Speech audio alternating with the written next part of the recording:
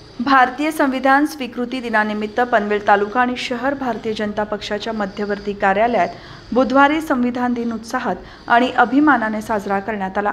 या निमित्ताने आयोजित कार्यक्रमात पक्षाचे ज्येष्ठ नेते, पदाधिकारी आणि कार्यकर्ते मोठ्या संख्येने सहभागी झाले।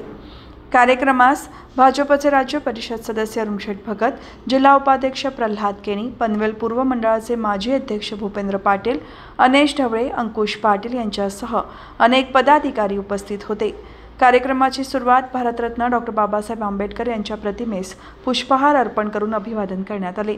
यानंतर प्रास्ताविकात भारतीय संविधानाची इतिहासातील भूमिका, लोकशाही मजबूत करण्यात संविधानाचे योगदान तसेच प्रत्येक भारतीयाने संवैधानिक मूल्यांचे पालन करण्याची गरज यावर भाष्य करण्यात आले। यावेळी पनवेल पूर्व मंडळ अध्यक्ष भूपेंद्र पाटील यांनी संविधानाच्या प्रस्तावनेचे वाचन केले।